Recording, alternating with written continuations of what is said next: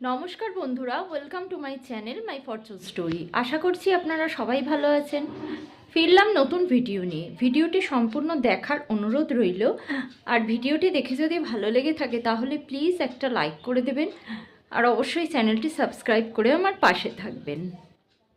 তো আমি এখন খুব চাপের মধ্যে যাচ্ছি, জানেন তো। আমি রেগুলারলি ভিডিও পোস্ট করতে পারছি না। অনেক দিন হয়ে গেল আমি কোনো ভিডিওই পোস্ট করতে পারিনি। তো এর জন্য আমি খুব দুঃখিত, ক্ষমা প্রার্থী। আপনাদের কাছে আমার অনুরোধ রইল যে প্লিজ আমার সঙ্গে থাকবেন, আমার ভিডিওটা অবশ্যই ফলো করবেন। আর যারা যারা এখনও সাবস্ক্রাইব করেননি, সাবস্ক্রাইব অবশ্যই করে নেবেন। তো একটু আমার সঙ্গে থাকুন। আমার হয়তো ভিডিও দিতে কিছুদিন করে দেরি হবে। আমি খুব চাপের মধ্যে আছি। কেন আছি সেটাও আমি সম্পূর্ণই বলবো আপনাদের। তো চলুন ভিডিওটি কন্টিনিউ করি, আশা করছি ভালো লাগবে। 7টার সময় ছেলেকে পুলকারে তুলে দিয়ে আসার পরেই শুরু হয়ে যায় আমার সংসারের যুদ্ধের কাজ। এখন করে আর কি আমি ছেলেকে পুলকারে তুলে দিচ্ছি, কারণ ওর সঙ্গে আমি গিয়েছিলাম 1 সপ্তাহ। আর যাওয়ার পর দেখলাম বাড়িতে ফিরে এসে না কোনো কাজ হয় না। ও যাওয়ার পর আর ওকে আনতে যাওয়ার মধ্যে এই যে যতগুলো কাজ থাকে সব কটাই পেন্ডিং হয়ে পড়ে থাকে। আমি ছাড়া কে করবে? আমার কাজ তো আমাকেই করতে হবে। আর এই কাজের রেহাই নেই। বিছানা তোলা, বাসন মাজা, রান্না করা, কাপড় কাচা, এগুলো তো রোজের কাজ। এগুলো যতই করে রাখি মনে হয় 1 সপ্তাহ করলে আর পরের সপ্তাহটা রিলিফ পাবো, এমন তো ব্যাপার নয়। এটা রোজের কাজটা রোজই করতে হবে। আর আমার তো জানেন সিঙ্গেল আমি পুরো, আর কেউই নেই আমার পাশে। মা ছিল, সেও নেই। তো পরপর কাজগুলো করতে হয় সেহেতু আমি ওকে পুলকারেই তুলে দিচ্ছি এখন, আর আনতে যাই। অবশ্য পুলকারে যখন যেতাম তখন এই যে আবার ফিরে এসে যাওয়ার যে ফেসিলিটিটা সেটা ওরা দিত না, কিন্তু এখন আবার দিচ্ছে। যেহেতু ওকে আমি একা পাঠিয়ে দিচ্ছি, তো সেই পয়সাটা তো আমি যাচ্ছি না যেটা, সেটা তো বেঁচে যাচ্ছে। তো সেইটা আমি বলবো ওদের একটা টাইমে। তো ও যাতে বলতে না পারি সেই জন্যই ওরা যেভাবেই হোক আমাকে নিয়ে যাওয়ার ব্যবস্থাটা করেছে। বলেছে ঠিক আছে, আপনি ওকে গিয়ে নিয়ে আসতে পারবেন, কিন্তু আগে না বলেছিল।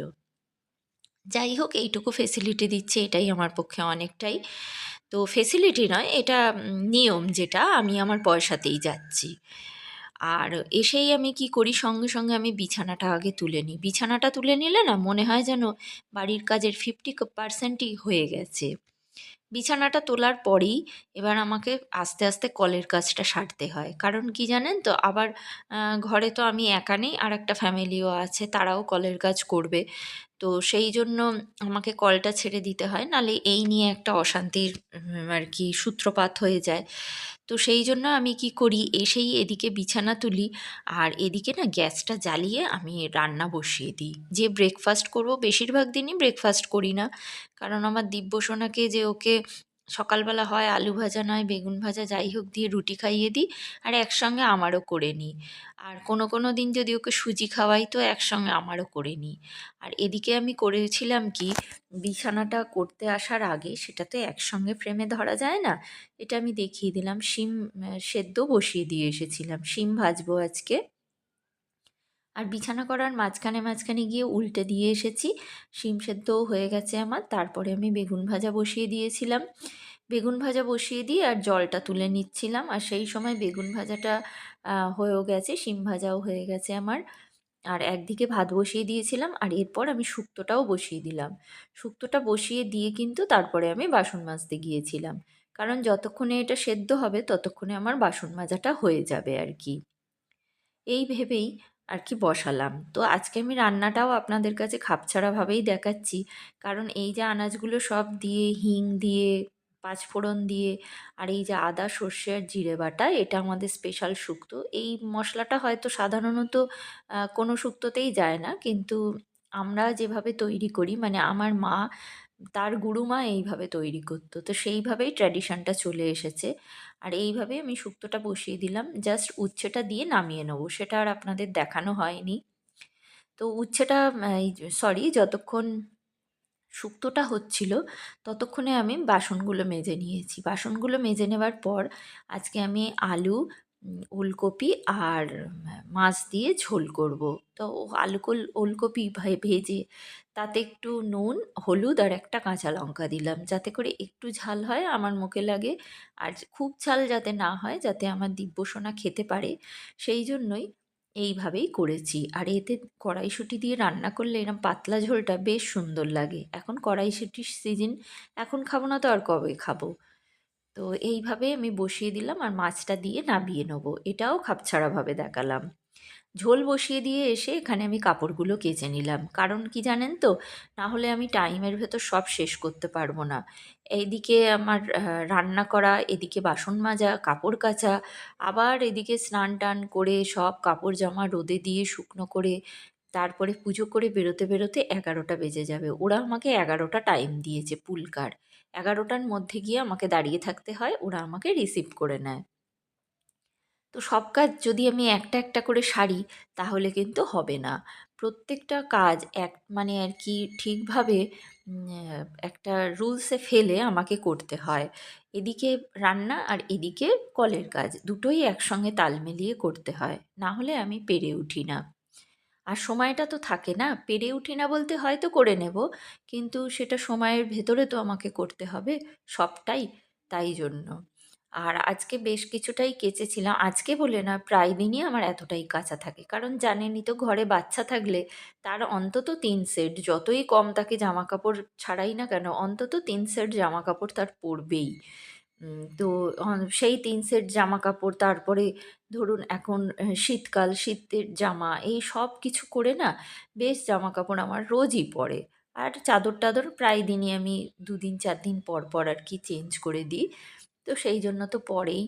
তো আমার এবারে হয়ে গেল সব কাপড় কাচা। মোটামুটি রান্নাটা এবার আমি মাছ দিয়ে ঝোলটাও নামিয়ে নিয়েছি। নিয়ে আর গ্যাসটা আর কি ওইভাবেই রেখে দিয়েছি, আর পরিষ্কার করার সময় হয়নি। তারপরে আমি চলে এসেছি স্নান করে পুজো করতে। কারণ আগে এইগুলো করে নিই, তারপরে যদি সময় থাকে গ্যাসটা পরিষ্কার করে তারপরে আমি পুলকারে উঠবো। এইভাবেই রেখে দিই। কিন্তু যেটা না করলে নয় সেটা আগে আমি করে নিই। এই পুজোটা না করলে নয়, এটা তো করতেই হবে। তো আমার পুজোটাও এইভাবে সেরে নিলাম।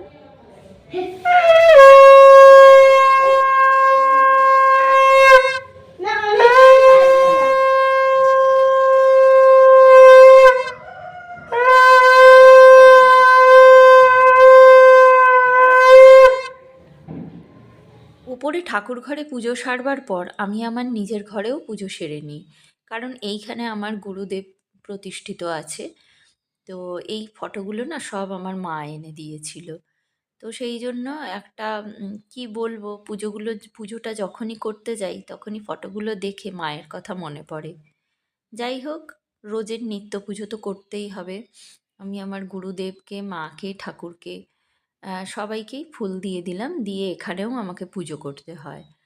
পুজো করে ধূপ টুপ দেখিয়ে এবার আমার রেডি হওয়ার পালা, আর রেডি হয়ে বেরিয়ে পড়বার পালা। আর শুধু পুজো করি না, পুজো টুজো করার পর নিচে এসে আমি একটু গীতাও পড়ে নিই। পুজো করবার পর গীতাটা না পড়লে ঠিক হয় না, মানে এটা আমার রক্ত মজ্জায় আর কি মিশে গেছে। তো গীতা টিতা সব শেষ করে, পড়া শেষ করে, কারণ একদম ব্রাহ্ম মুহূর্তে না আমি উঠে করতে পারি না, কারণ বাচ্চাটাকে পুরো রেডি করতে হয়। তো একা হাতে, আগে আগে যখন বিয়ের আগে ছিলাম ব্রাহ্ম মুহূর্তে উঠে সবই করতাম, কিন্তু এখন তো আর সেটা সম্ভব হয় না, যেহেতু বাচ্চাকে সব করতে হয়। তো গীতা পড়বার পর আমি জপও করে নিই, এই টাইমটাই তো সব করবার। জপ করবার পর এবার আমি উঠে যাই, উঠে গিয়ে রেডি হয়ে নিই, কারণ তারপরেই চলে আসে আমার পুলকার আসার পালা। এরপরে পুলকার চলে এলো আর তারপরে আমি চলে যাচ্ছি। দেখুন বাচ্চা তুলতে তুলতে যাচ্ছে, আরও তুলবে মাঝে। আর এইভাবেই চলে যাব আমার ছেলের স্কুলে ছেলেকে আনতে।